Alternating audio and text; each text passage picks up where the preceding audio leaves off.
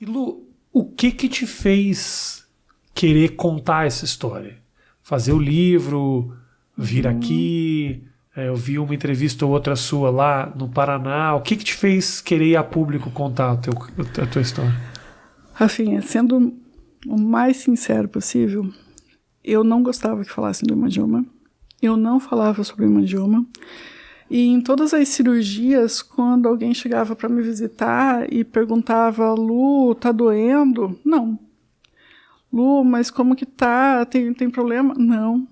Lu, você tem problema quando falam, quando olham? Não. Tranquilo, normal.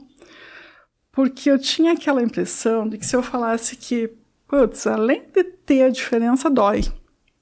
Coitada dessa pessoa, ela já tem essa diferença, ainda dói. Ai, que dozinho, que peninha. Eu não queria pena. Tá. Porque eu acho que o sentimento pior do mundo é pena. Tá? Tem a raiva, mas não tem a pena. Porque com a raiva você lida melhor do que com a pena. Sim. E eu não queria que as pessoas tivessem pena de mim. Então, e também não queria preocupar, né, os que me amam, Quem tá de ao teu verdade, redor, né? né? Aqueles eu não queria preocupar de jeito nenhum. Então era mais fácil eu dizer que não doía, que eu não sofria, com os olhares que eu não sofria, com as perguntas, né, descabidas. Mas aí, depois que eu fiz todas aquelas embolizações, eu estava ainda num pós-operatório muito doloroso. Era a minha última embolização lá em 2014, 2015, março de 2015.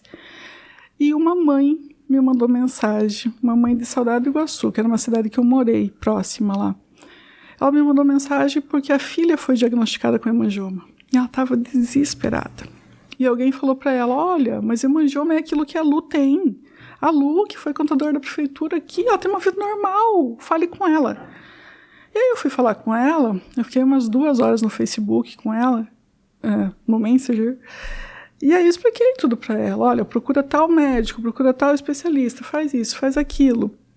E o mais que eu disse foi, tua filha vai ser feliz, porque eu sou. Ela vai poder fazer o que ela quiser da vida, porque eu faço o que eu quero da vida. Então não se preocupa, eu falei, só incentiva ela, mostra para ela que ela é linda como ela é, que ela pode fazer tudo o que ela quiser, e ela vai ser a pessoa, a mulher.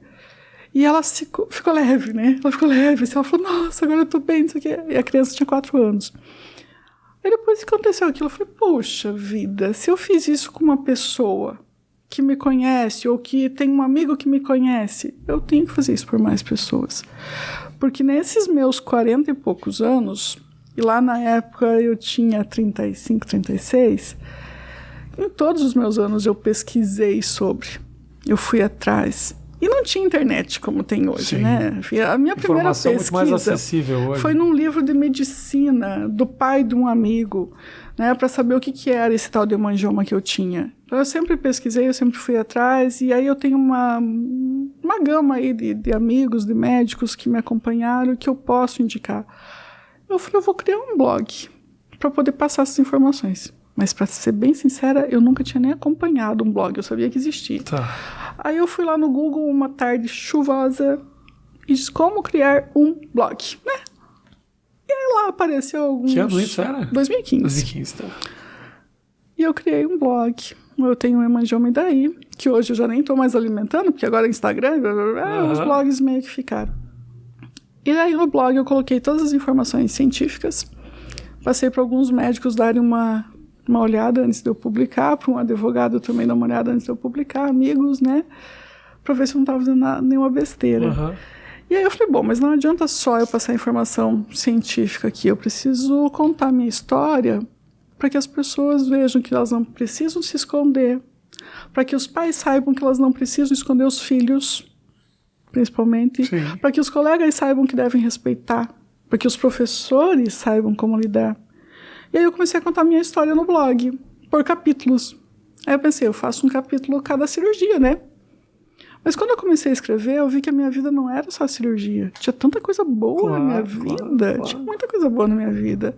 Eu era professor, eu era nome de turma, eu era homenageada aqui, homenageada ali, eu tinha tanto amigo, eu tinha tanta festa, eu tinha tanto namorado, eu tinha tanta coisa para contar. E aí eu comecei a contar meio que a minha vida inteira. E o blog começou a bombar. As pessoas começaram a ver. E para minha surpresa, não eram pessoas com hemangioma as que mais gostavam. Eram pessoas sem nenhum problema de saúde, sem nenhum problema estético, que não conseguiam se amar. É que a tua história ela não é especificamente para quem tem esse problema. A tua história ela é inspiradora. É por isso que eu te trouxe aquilo. Não é especificamente pelo problema em si. É sim porque é realmente muito inspirador para quem tem qualquer questão. E, obviamente, quem passou por você, pelo que você passou e ainda passa, e se ama do jeito que você se ama, você não tenha dúvida de que é um exemplo para todo mundo que tem lá um pezinho atrás por qualquer coisa. Quer dizer, é muita coisa, é muito além do problema em si. Do problema em si. E foi isso que eu descobri. Então, aí, quando eu comecei a contar a minha história ali no blog, eu comecei a abrir cadeados dentro de mim, né? Comecei a abrir. Porque escrever, às vezes, é terapêutico. É terapêutico. Eu fiz uma terapia sem saber que essa terapia existia, porque eu nunca tinha ido numa psicóloga, eu nunca tinha feito terapia. Aí eu comecei a escrever, eu chorei muito, eu chorei rios para escrever o blog, né? Cada capítulo da minha história. Mas assim, não era um choro de tristeza, era um choro emocionado de contar vitórias, né? Quantas vitórias eu tive na vida. E aí, depois do blog, começaram a me chamar para palestrar. Né? Uma professora me chamou para ir lá palestrar para os alunos dela. Os alunos dela contaram para os outros alunos do colégio. 2 dias depois, eu estava lá palestrando para o colégio inteiro, porque aí todo mundo queria ouvir a história da Lu. Eu fui tremendo na primeira. Eu deixei minha mãe presa dentro do carro. Eu disse, não sai, porque se a mãe estiver lá, eu não vou conseguir falar sem chorar. Porque aí eu vou começar a chorar, olhar para a mãe e vou chorar, não vai dar. Porque eu tinha escrito, mas eu nunca tinha falado, né? Hoje são mais de 180 palestras já realizadas, então fica um pouquinho mais fácil de falar sobre, né? E aí depois veio o desafio do livro. Uma amiga me falou, Lu, tá na hora de sair da telinha aí do blog e ir para as páginas de um livro. No primeiro momento eu disse, eu acho que eu não tenho condições para tanto. Mas eu nunca fui assim de dizer, não, eu não consigo. Não, pode ser difícil. Deixa eu tentar primeiro para saber se eu não consigo, né? Eu acho que tudo que eu tentei, eu dei um jeitinho de fazer. E aí eu comecei, escrevi 50 páginas, mandei para uma amiga e ela achou o máximo. E aí comecei terminei o livro, né? Em segredo. Porque quando eu disse, bom, já que eu vou escrever para presentear meus pais e meu irmão. Porque são as pessoas que sempre estiveram comigo lá desde o primeiro, né? Ao longo do tempo, muitas pessoas vieram agregando aí a minha vida, mas eles estão comigo desde sempre. E aí, quando eu terminei o livro, eu mandei para a editora, depois dele publicadinho, foi que eu contei para os meus pais, que eu entreguei o livro de presente para os meus pais e para o meu irmão, e aí fizemos o lançamento. Então, tudo começou por conta daquela mãe que me procurou e por conta dessa missão que eu encontrei. Curtiu esse trecho do papo? Então faz o seguinte, clica aqui para assistir o papo na íntegra ou então clica aqui para assistir mais um trecho da mesma conversa. Valeu!